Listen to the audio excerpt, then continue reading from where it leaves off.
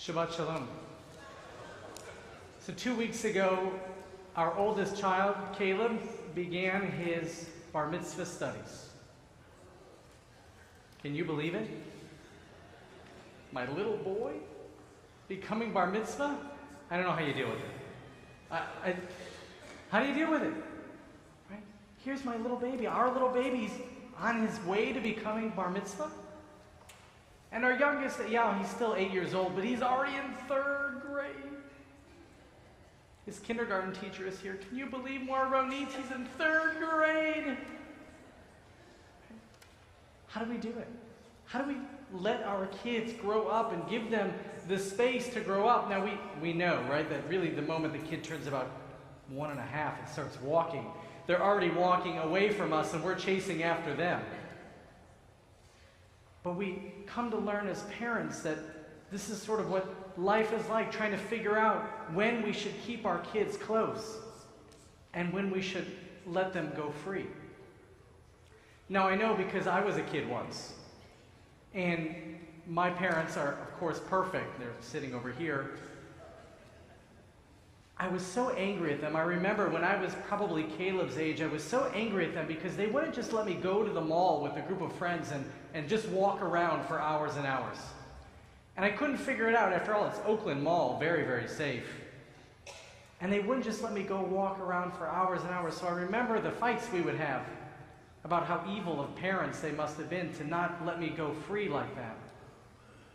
But somehow, when I was 17 years old and a junior in high school, they let me go down to Florida with my best friend. Just the two of us. See, his uncle had a place at a resort down there that had clay tennis courts. And so they allowed me to go down to Florida, just the two of us. My buddy and I, we went there and we spent a week on spring break in Florida. And it was amazing. We would wake up, play tennis all morning, come back to the condo for lunch, order pizza. Then we'd go play tennis all afternoon. And we would come back to the condo for dinner. And we'd order pizza. And then we'd wake up the next morning for breakfast and eat leftover pizza. And rinse and repeat. Every day for a week. It was phenomenal. How in the world did you let a 17-year-old go to Florida by himself with just a buddy? But that's what parenting is, trying to figure out when to pull our kids close and when to let them go free. How do we do that? When do we do that? We read in our portion this week, our Torah portion, Parashat Vayera. And Parashat Vayera really consists of so many of the challenges that confronted Abraham that we now see Abraham as a true and deserving patriarch of our people. He and Sarah are our parents, to whom we turn. But in the moment of our Torah portion, during that period of Abraham's life, we ought not to see him as the parent of our people, but rather as a child of God. Because we know during this time that God was checking to see whether Abraham was the one who was rightful, who was fitting, who was deserving to be the father of many nations, who was deserving to be the chief ancestor of the chosen people. Life was hardly easy for Abraham. And we know, going back to last week's Torah portion, all he and Sarah wanted was a family of their own. All they wanted were children that they could raise. But God comes to Abraham. And in last week's Torah portion, God says, go, leave everything you know, leave everything you're comfortable with. Leave your parents' house, leave your land, leave everything you know, and become a new people. And Abraham does. And in this week's Torah portion, we see Abraham welcoming angels into his tent. We see Abraham arguing with God over the justice of God destroying Sodom and Gomorrah.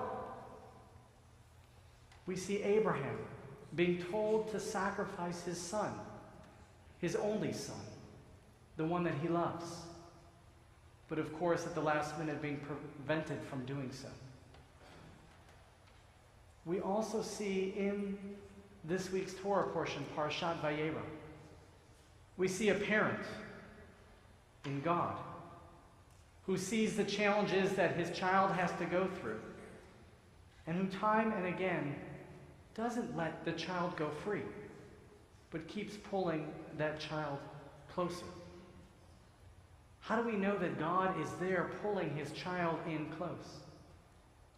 Because the very first word of the Torah portion this week, Vayera, means God appeared. Because time and again it says that when God spoke to Abraham, it uses the Hebrew word Vayomer. Now we know for the rest of the Torah, when we get to the other 4 books, the words that we'll read over and over again is not Vayomer. How did God speak to Moses? It says, Vayedaber Adonai el Moshe. Uses the Hebrew word Vayedaber. This week's Torah portion is Vayomer, but the rest of the Torah, when we get to Moses and thereafter, will be Vayedaber. Now I know because when I was studying for my bar mitzvah, just a couple years ago, the rabbi took out the Torah and said, okay, Aaron, tell me, how does your Torah portion begin? And I said, it's very easy, Rabbi. You can find it with no problem there in the Torah, because it starts off with Vayedaber Adonai el Moshe. The rabbi looked at me and he said, Aaron, half the verses in the Torah begin with Vayedaber Adonai el Moshe. But now in this week's Torah portion, that's not how God speaks to Abraham. Rather it says, Vayomer. When Abraham is arguing with God over Sodom and Gomorrah, and God actually comes down to assess those cities and whether they deserve destruction, and God is arguing back and forth with Abraham, it says in the Torah, Vayomer Adonai, God says to Abraham. When God is about to tell Abraham to take his only son Isaac, the one that he loves, and to offer him as a sacrifice, it says in the Torah, Vayi achar devarim ha'elav Elokim nisat Avraham, Vayomer elav. It was after these things when God tested Abraham that God spoke to Abraham. In the Midrash, we come to learn what's the difference between Vayomer and Vayedaber. Vayomer, the way God spoke to Abraham, and Vayedaber, the way God spoke to Moshe. And the Midrash comes to teach that Vayomer is a soft, gentle approach. Vayedaber is a much harder approach. Vayomer is a soft, gentle approach, maybe the way a parent might speak to a young child whenever that young child is going through a difficult situation. So we see time and again in this week's Torah portion that God sought to bring in Abraham close, like a young child going through a difficult situation. God appears to Abraham when he's recovering from circumcision. God speaks gently to Abraham in the midst of Sodom and Gomorrah. God speaks gently to Abraham in the midst of the binding of Isaac. And if that weren't enough, God actually appears also to Sarah. And we see the Hebrew word pakad in our Torah portion, which means God actually makes God's presence felt directly to Sarah, as she too was struggling with infertility and simply wanted a child of her own. It says in the Torah that God appears directly to Sarah. And as if that weren't enough, that God didn't appear directly to Abraham, God appeared directly to Sarah, actually to Hagar and to Ishmael, who had let go from the tent at Sarah's request. God speaks directly to Hagar as well. Malach Hagar, what do you need? How can I be here for you? God says to Hagar. And I'm reading this Torah portion, I'm studying this Torah portion, I'm saying, that's not fair. We go through challenges today. We go through curses today. We have difficult times today as well, and God doesn't appear to us. God doesn't speak gently to us. God doesn't even yell at us as God spoke to Moses. Sometimes it feels in the midst of our crises, in the midst of our challenges, that God is nowhere to be found. And so I came across an interesting story. I started listening to a podcast this week called The Moth. I don't know if you're familiar with this story. It's a podcast called The Moth, And it's essentially just stories of people's lives. And I'm a storyteller, so I really grooved on this podcast this week. And one of the stories I heard is of a woman gave birth to twins. And there she was with her young infant looking across the room at him. And she said, something just doesn't look right about him. Something seems off. And she dismissed it, as we're often wont to do. Yeah, something seemed off, but she dismissed it, played it down. Maybe he's tired, maybe make excuses. And then she goes out in the story and she says how she had twins, so she was nursing them both at the same time. Now, you know, when a mother nurses a child, there's a connection there. The eyes lock in a way unlike any other time in a person's life. And here she would have that connection with one of her twins. With the eyes locked as she was nursing, as she was bringing that child close to provide for it, to sustain it. And she would look down at the other child at the same time. And the eyes were off at a distance. The child was not connecting in the way he would have, in the way that the other twin was connecting. And she knew something was off the way a parent knows when something is off. And so she took this child to the pediatrician who did, the 12-week well visit. The pediatrician said, your child's fine. Maybe he's a little developmentally delayed. Don't worry about it. So she went home, and sure enough, she kept watching the child, and she knew the way a mother knows that something was off. So she brought the child back to the pediatrician, who by and large again dismissed the mother, but said, you know what, if you're worried, before we go through all the neurological testing, why don't you bring your child to an eye doctor? Maybe there's just something wrong with the eyes. So sure enough, the mother brought this child to the eye doctor, and the eye doctor dilated the pupils. And he went to another room for a brief moment, and he came back. And the mother said she had this look. The eye doctor had this look in her face. She knew something was wrong. And the eye doctor handed the woman a card for another doctor. And the eye doctor said, ma'am, your son has a tumor on his retina. Very unusual condition. Your son has a tumor on his retina. You need to go get it assessed immediately. And over the next 12 weeks, that's exactly what she did. And they discovered a tumor on the retina, and the child began chemotherapy. And over the next little bit, the child would go through 13 tumors before finally being diagnosed as free of cancer. That story took place, the moth says, 14 years ago. And today that child is a strong, happy, healthy 14-year-old boy fighting his mother at every turn, the way a 14-year-old boy is supposed to fight his mother at every turn. And now I'm thinking to myself, after going through a weed and letting my boy become bar mitzvah, not even become bar mitzvah, on his way to becoming bar mitzvah. How do you do it? I don't even understand. And here she's got this 14-year-old boy whom she had to hold close because it was literally a matter of life and death. And now she has to learn how to let that 14-year-old boy go free. And I started to wonder, maybe that's what God goes through as well. When our people were young, God was there for us every step of the way.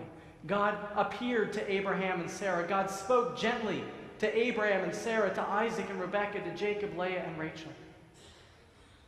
God freed us from Egypt. God parted the Red Sea. God led our people out of slavery to the Promised Land. God gave us the Promised Land. And God was there for us every step of the way.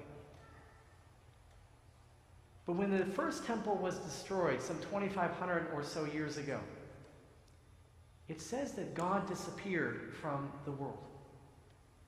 And our rabbis blamed the Jewish people. They said because of the sins of idolatry, God disappeared from the world. But I wonder if that's not the case. I wonder if God had actually begun to allow us to go free, and we just hadn't noticed it yet.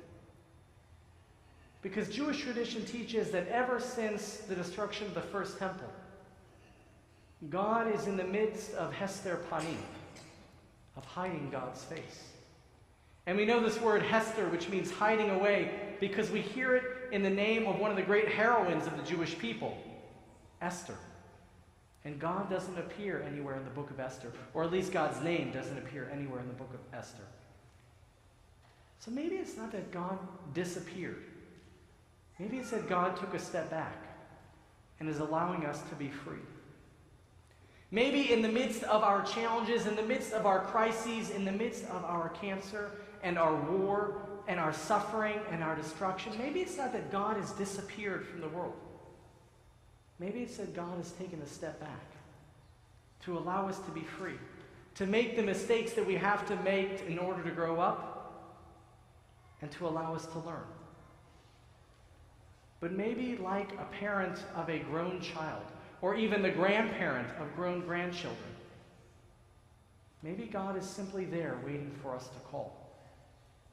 Maybe God is saying, I'm here when you determine you need me. I'm here, but you have to call and ask for my advice. You have to seek out my love, because I don't want to get in your way. On this Shabbat of Parashat Vayera, as we think about God's immediate and imminent presence in the lives of our ancestors and how sometimes it feels like God is so very distant from us, I challenge you. Have you reached out to God in the way that you need to? Have you sought God's presence in your life? Because God's there whenever we decide to call upon him. This Shabbat of Parashat Vayera, may we learn to call upon God the way a grown child knows when and when not to call upon his parents. Amen.